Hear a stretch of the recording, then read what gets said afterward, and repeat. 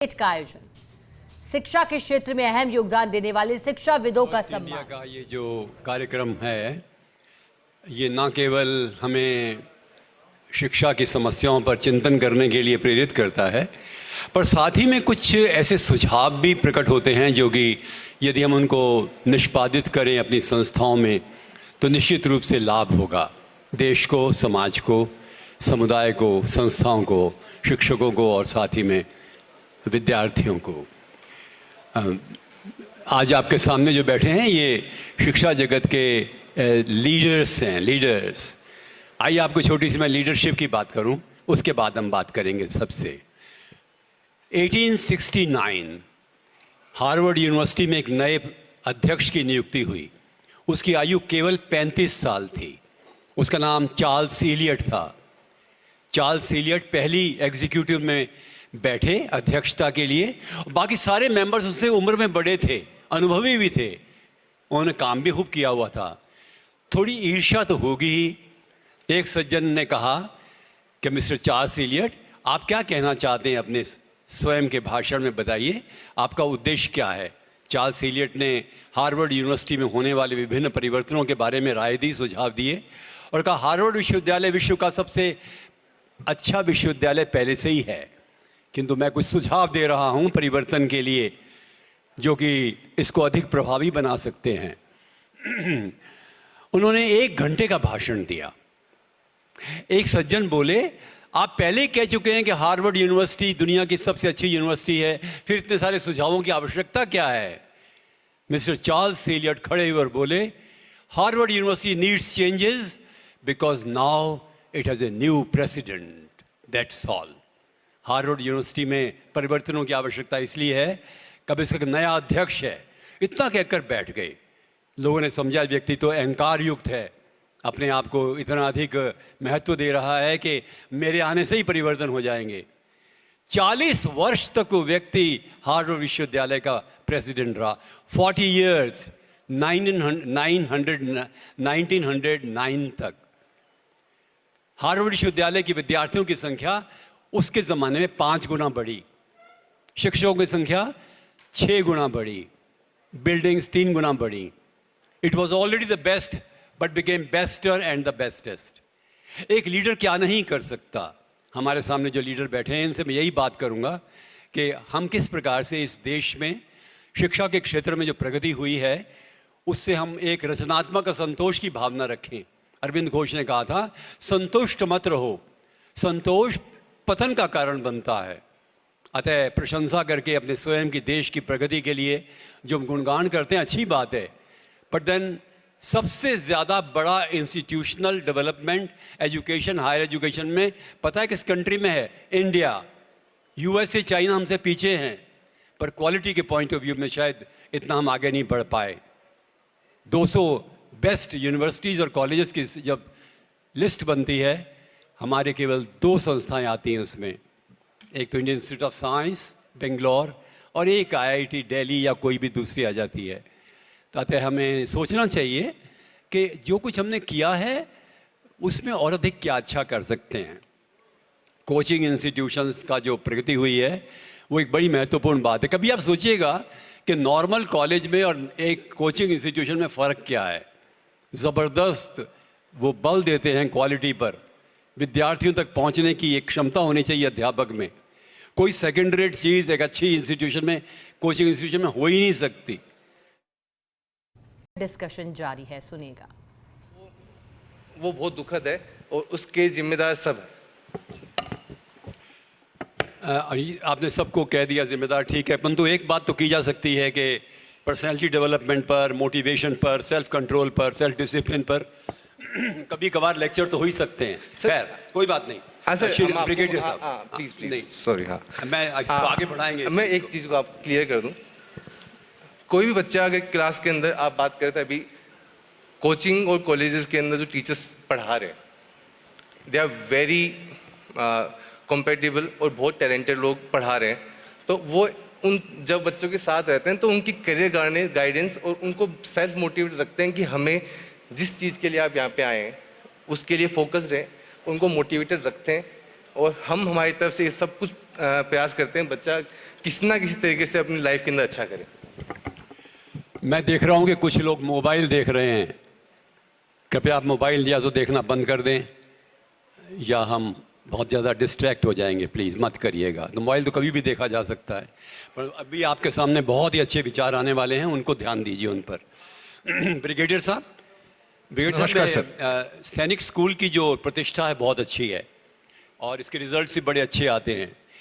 और वास्तव में देखा जाए तो सबसे ज़्यादा डिसिप्लिन को एक फोर्स है तो आर्मी, नेवी, एयरफोर्स वाले लोग होते हैं। वो कल्चर है सैनिक स्कूल में आती है। आप मानते हैं कि आपकी कल्चर दूसरे स्कूलों में भी परकोलेट होनी चाहिए, जानी चाहिए? गुरुर ब्रह्मा गुरुर विष्णु गुरुर्देवो महेश्वर है, गुरु साक्षात परम ब्रह्म तस्मै श्री गुरुवे नमः। इस मंच से सबसे पहले मैं फर्स्ट इंडिया का हृदय से आभारी हूं, साथ ही साथ उन शिक्षकों का जिनकी वजह से कि मैं आज आपके समक्ष यहां पर बैठा हूं।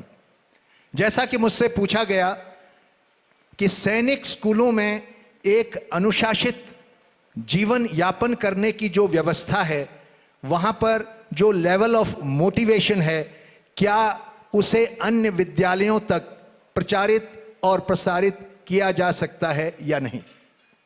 सर, मैं ये कहना चाहूँगा कि प्रारंभ में जो भी बच्चा आता है वो समाज के इसी वर्ग से आता है। मात्र वहाँ पर आने के पश्चात जिस प्रकार का उसे प्रशिक्षण दिया जाता है और जिस प्रकार के ढांचे में उसे ढाला जाता है, वह स्वतः उसमें जो है ढल जाता है। जैसा कि प्रिंस सैनिक स्कूल की ही बात करें, वहाँ पर किसी भी प्रकार का कोई भी मोबाइल परमिटेड नहीं है। पहली और सबसे अहम चीज जिसकी वजह से बच्चा आज डिस्ट्रैक्ट होता है, वह संसाधन उसके लिए उपलब्ध है ही नहीं। प्रातः काल से लेकर रात सोने का एक ऐसा बेहतरीन शेड्यूल है।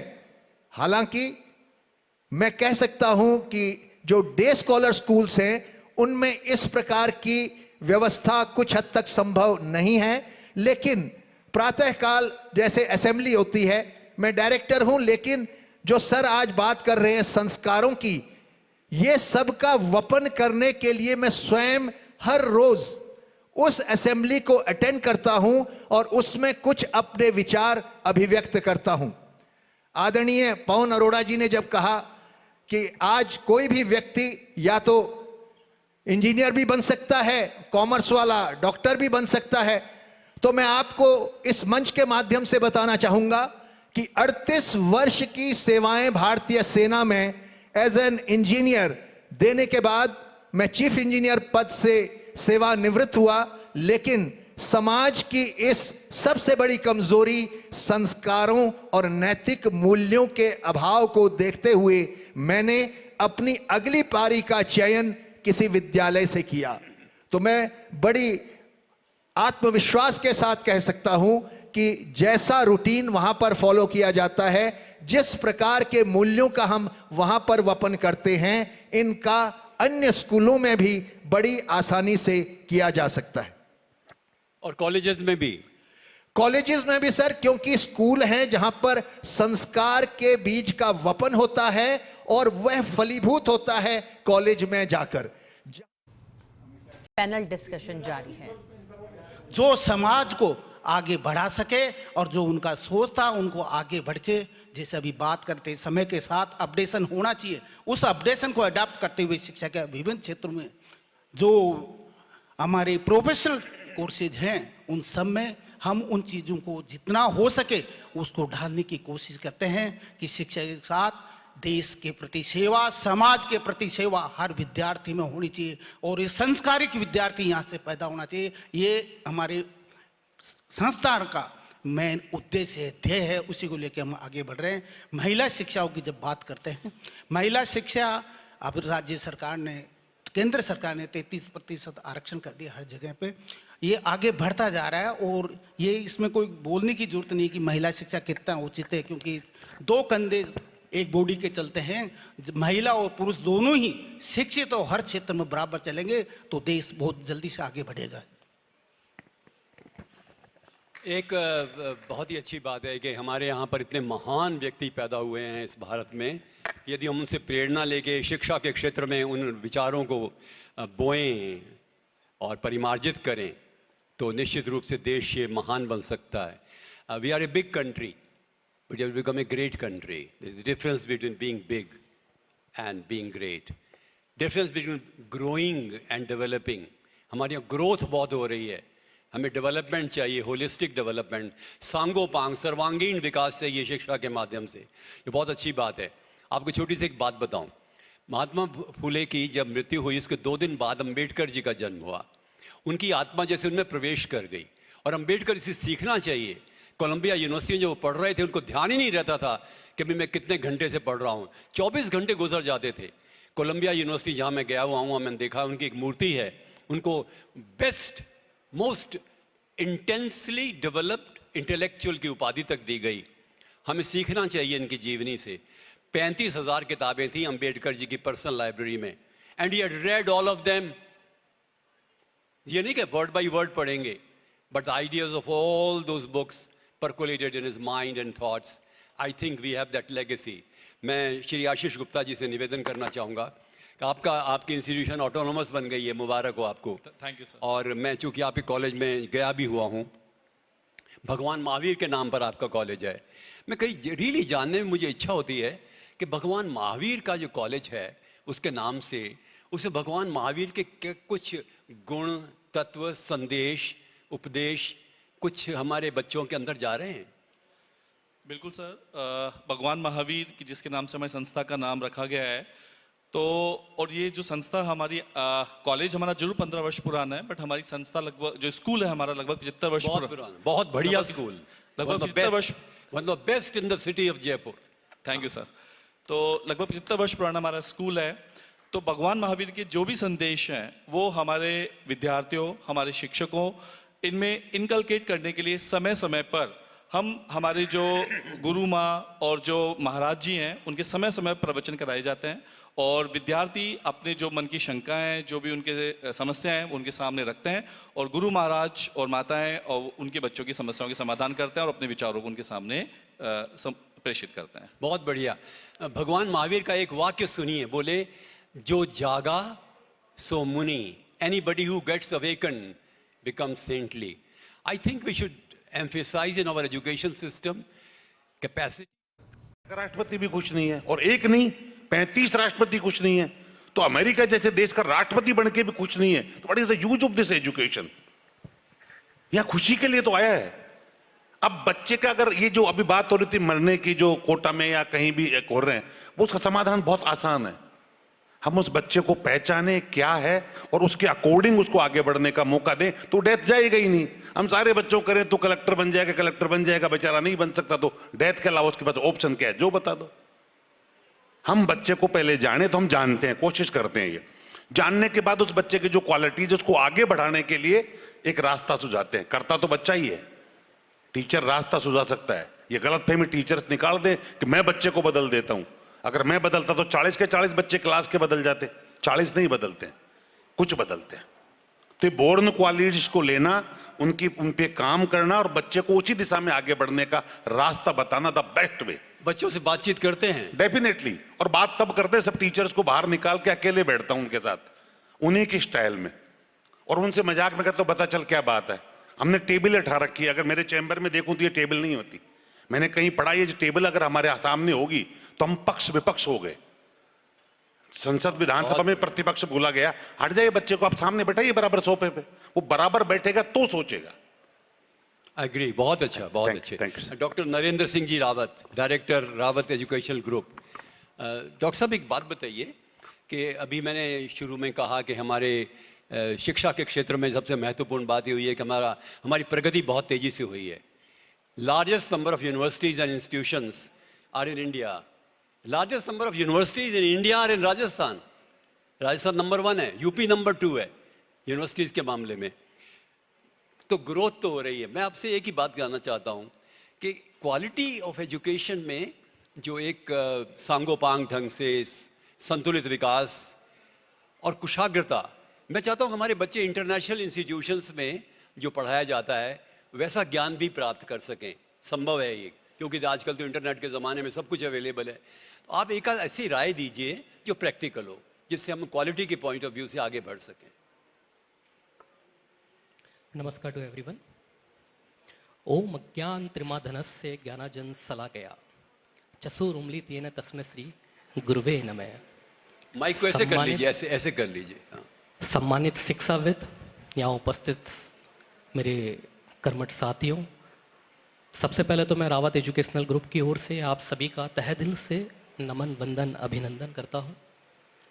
आज सबसे पहले तो मैं फर्स्ट इंडिया का, पवन अरोरा जी का, उनकी समस्त कर्मठ टीम का, उनके आयोजकों का हृदय से आभार व्यक्त करना चाहूँगा आज के इस शानदार एजुकेशन समिट के प्रोग्राम के अवसर पर। तो तहे दिल से बहुत बहुत आभार, बहुत बहुत धन्यवाद आप सभी का।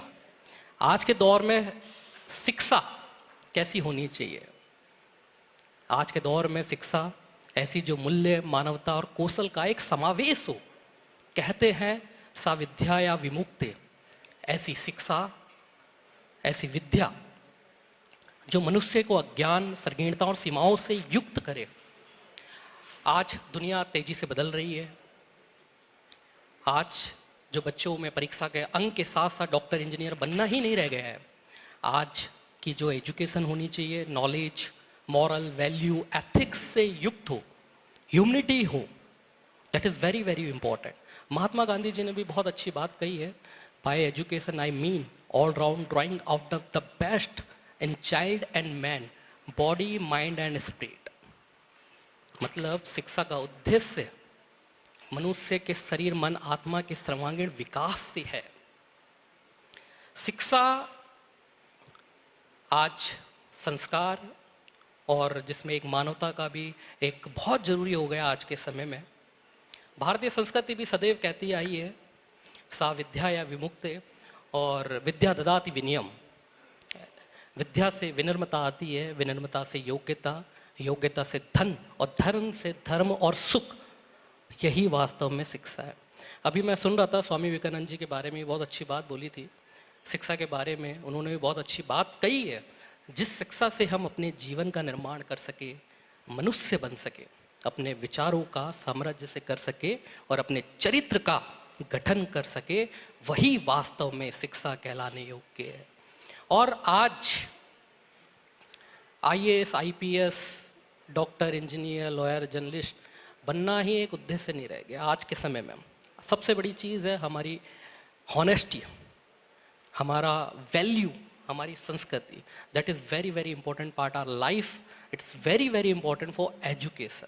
आज हम बड़े पद पे, बहुत सारे बच्चे, रावत एजुकेशनल ग्रुप का इतिहास 43 वर्षों का रहा है। को सीधे लेकर चलते हैं फर्स्ट इंडिया न्यूज की सार्थक पहल, first India news education summit 2026 season 8 के अंदर। उससे पहले मैं पवन सर को मैं मंच पर बुलाना चाहूंगी कि सर, या मैं सेकंड पैनल, और मैं चाहूंगी कि एक बार आप हमारी, जैसे कि शुरुआत भी हुई और हम पैनल के पहले करते हैं, लेकिन क्योंकि टाइम को लेकर इतना है कि हम जल्दी चर्चा कर सके, इस वजह से। लेकिन पवन सर, मैं चाहूंगी कि बस 1 मिनट का वक्त लगेगा। हमारे सेकंड पैनलिस्ट का भी स्वागत पौधा देकर सर आप करें, क्योंकि ये भी एक संदेश देता है और हम नहीं चाहते कि हमारे पैनलिस्ट भी इससे वंचित रह जाएं। ये फलदार पौधा आपके लिए, हमारे भविष्य के लिए, नई पीढ़ी के लिए। बहुत स्वागत है आपका भी। Doctor Khushboo Bhardwaj ji, chief coordinator, skill development cell, SKIT, Swami Keshvanand institute of technology, management and Gramothan, Jaipur. साथ ही स्वागत है CA अभिषेक बियानी जी का, assistant director, Biyani group of colleges, Jaipur. और मंच पर मैं आमंत्रित करना चाहूंगी इसके साथ ही मिस्टर अभिमन्यु चारण जी को। मिस्टर अभिमन्यु चारण जी राजस्थान ग्रामीण बैंक जयपुर से चीफ डेवलपमेंट ऑफिसर हैं, CDO। अभिमन्यु जी, आप भी मंच पर आए, क्योंकि हमारे अवार्ड्स का जो सेशन था वो भी पूरा हो चुका है और ये सेकंड पैनल है। बस 1 मिनट में ही हम इसकी शुरुआत कर देंगे और उसके बाद, क्योंकि हमारे बीच में हमारे अतिथि के बिश्नोई जी भी आ चुके हैं, उनका उद्बोधन भी हम सुनेंगे, जो कि हमेशा से बहुत ही महत्वपूर्ण और ख़ास होता है। और सर, देरी से ही सही, लेकिन आपने वक्त निकाला, हमारे कार्यक्रम का हिस्सा बने, बहुत शुक्रिया आपका। Thank you. Ramesh sir, over to you. तो आर्टिफिशियल इंटेलिजेंस का उपयोग मैनेजमेंट और इंजीनियरिंग इंडस्ट्रीज़ में खासकर कैसे किया जाए कि जिससे कि बड़ा ही स्मूथली इसका इवोल्यूशन हो, इंटीग्रेशन हो जाए, ये हमसे बाहर ना रहे, ये एक हवा ना बने, ये केवल कुछ स्पेशलिस्ट की एक बपोती ना बन जाए। प्रत्येक विद्यार्थी इसका उपयोग करके अपने स्वयं के विकास और अपने शिक्षा के विकास के लिए इसका उपयोग करके अपने आप को समृद्ध माने, उसके बारे में राय दीजिए। धन्यवाद सर। मैं आज बहुत गौरवान्वित महसूस कर रहा हूँ। रमेश अरोड़ा जी मेरे से क्वेश्चन कर रहे हैं। ये ऐसा ही है जैसे क्लास में एक टीचर एक स्टूडेंट से सवाल करे और जो स्टूडेंट जवाब दे तो टीचर सेटिस्फाई नहीं होता है। तो मुझे लग रहा है सर भी शायद सेटिस्फाई ना हो, लेकिन मैं जवाब देना चाहूँगा इसका जितनी भी मेरी सामर्थ्य है सर।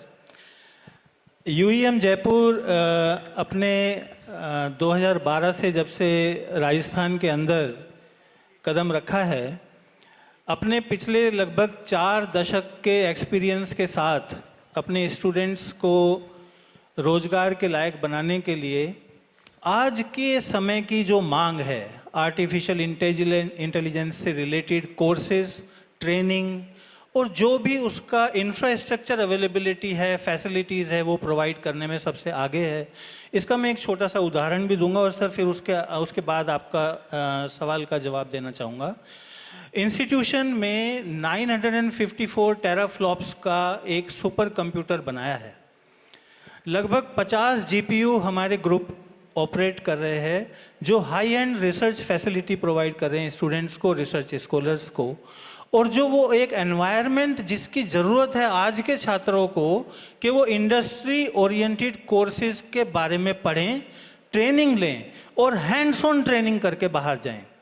अब जब एआई की बात करते हैं तो सभी को लगता है कि एआई एक ऐसा टूल है जो अपने आप सारे काम करेगा, अपने आप ही आगे मशीनों को कंट्रोल करेगा, आपके काम को ख़त्म कर देगा, और एक जो डर का माहौल है कि एआई आने से रोज़गार ख़त्म होंगे, ऐसा नहीं है। कोई भी टूल जब आप यूज़ करते हैं आपकी एफिशिएंसी बढ़ाने के लिए उसको लिया जाता है, और ये मेरा मानना है कि एआई भी एक टूल की तरह आप यूज़ करेंगे तो आपको लगेगा कि आपकी एफिशिएंसी बढ़ गई है। 20 सीजन 8 के अंदर बनते हैं या प्राइवेट सेक्टर में जाते हैं या खुद का अपना इंडस्ट्री भी खोल लेते हैं, ठीक है, गवर्नमेंट। पर मुझे जो खास चिंता ये है कि एक हर इंसान के 3 गुण होते हैं, ए, बी और सी। ए एबिलिटी है, उसकी decisional ability, problem solving ability, उसकी डायरेक्शनल एबिलिटी, फाइनेंस के मामले में जानकारी, ये सब एबिलिटी है ना।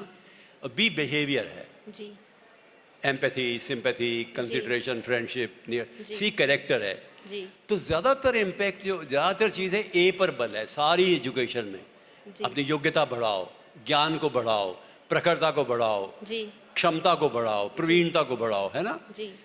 और सी कैरेक्टर के बारे में भाषण अच्छे दिए जाते हैं और इंसान जो है कंट्रोल भी होता है अपने स्वयं के प्रयत्नों से।